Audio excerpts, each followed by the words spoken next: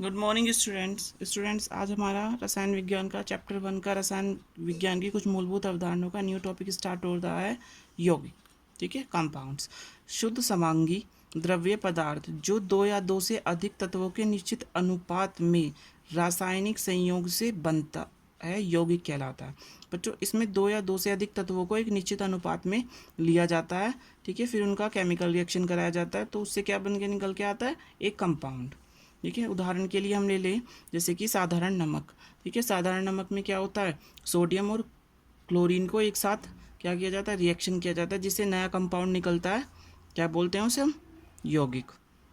अब जैसे जल तथा कार्बन डाइऑक्साइड आदि, जैसे जल में क्या होता है, एक तो हाइड्रोजन होता है और एक ऑक्सीजन होता है, तो क्या बन के आता है, जल।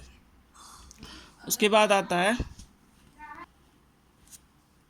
ठीक है, अब आता है हमारा यौगिकों के गुण, कैरेक्टरिस्टिक ऑफ कंपाउंड। प्रत्येक यौगिक तत्वों के एक निश्चित अनुपात में रासायनिक संयोग से बनता है। जो यौगिक है वो तत्वों को एक निश्चित अनुपात में मिलाने से बनता है। यौगिक के गुण अपने मूल तत्वों के गुणों से भिन्न होते हैं।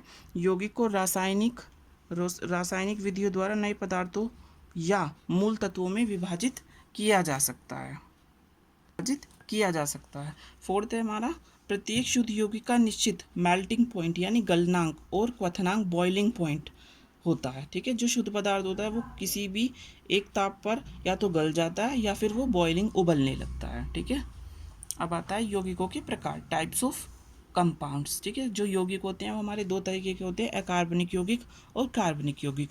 अकार्बनिक यौगिक ऐसे यौगिक जिनमें सामान्यतः कार्बन तत्व नहीं होता। ठीक है बच्चों, इनमें कार्बन तत्व नहीं होता है। ठीक है, जैसे कि कैल्शियम कार्बोनेट। कैल्शियम कार्बोनेट में मतलब CaCO3 है, तो CaCO3 में कैल्शियम कार्बन तो होता है, बट उसके किसी भी अदर कार्बन के साथ बॉन्डिंग नहीं होती। ठीक है, किसकी, कोई मान ले दूसरा कार्बन हुआ, उसके साथ उसकी बॉन्डिंग नहीं होती, यानी आबंध नहीं बनता। ठीक है, जैसे बाइकार्बोनेट, साइनाइड आदि, इनमें कार्बन तो होता है परंतु कार्बन कार्बन आबंध नहीं होता। ठीक है, अकार्बनिक यौगिक कहलाते हैं। ये खनिजों, चट्टानों, भूगर्भ आदि निर्जीव स्रोतों से प्राप्त होते हैं। ठीक है, अब आता है हमारा कार्बनिक यौगिक, ऑर्गेनिक कंपाउंड। सामान्यतः कार्बनिक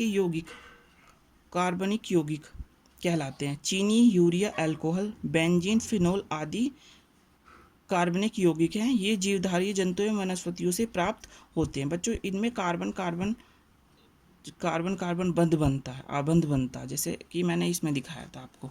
ठीक है, इस तरीके से बॉन्डिंग होती है। बच्चों, जो हमारा नेक्स्ट टॉपिक है वो है मिश्रण अथवा अशुद्ध पदार्थ, मिक्सचर और इम्प्योर सब्सटेंस। ठीक है, वे वस्तुएं अथवा सामग्रियां जो दो या दो से अधिक पदार्थों को किसी भी अनुपात में मिला देने पर बनती है, मिश्रण कहलाती है। मान लिया हमें किसी चीज़ को मिक्स करना है, जैसे कि हम चीनी को मिला दें, नमक को मिला दें, तो ये तो नहीं देखेंगे कितना मिलाना है, तो वो हमारा क्या कहलाता है, मिश्रण कहलाता है। मान लिया चीनी और नमक को मिला दिया और बिना रेशो के, ठीक है, तो वो हमारा क्या कहलाएगा, मिश्रण। जो किसी भी अनुपात में मिला देने पर बनती है, मिश्रण कहलाती है। ठीक है, उदाहरण के लिए जैसे चीनी और रेत का मिश्रण, चीनी का जल में मिश्रण, लोहे के छीलन और गंधक का मिश्रण, एक्सेट्रा। मिश्रण के गुण क्या क्या होते हैं। मिश्रण दो या दो से अधिक शुद्ध पदार्थों से बनता है जिसमें पदार्थ रासायनिक रूप से जुड़े नहीं होते, इसमें कोई भी केमिकल रिएक्शन नहीं होती है। ठीक है, जैसे नॉर्मल चीनी और नमक को आप मिला दें तो उसमें विदाउट रिएक्शंस होता है ये। ठीक है, मिश्रण में पदार्थों का निश्चित अनुपात नहीं होता।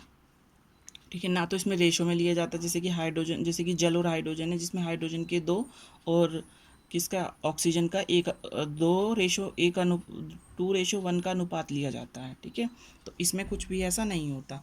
थर्ड है, यह समांग, होमोजीनियस तथा विषमांग दोनों प्रकार का होता है। ठीक है, यह समांग और विषमांग दोनों प्रकार का होता है।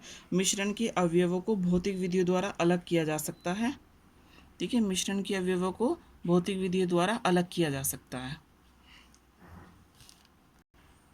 उदाहरण के लिए जैसे हम ये एग्जांपल समझे, रेत और लोहे का छीलन मिश्रण के ऊपर चुंबक घुमाने पर लोहे के छीलन उस पर चिपक जाते हैं। ठीक है, रेत में मान लिया हम लोहे के छीलनों को मिक्स कर दें, तो अगर हम रेत पर मतलब मिक्सर पर ऊपर से चुंबक घुमाएंगे तो जो हमारा लोहे वाला पार्ट होगा वो चुंबक पर चिपक जाएगा।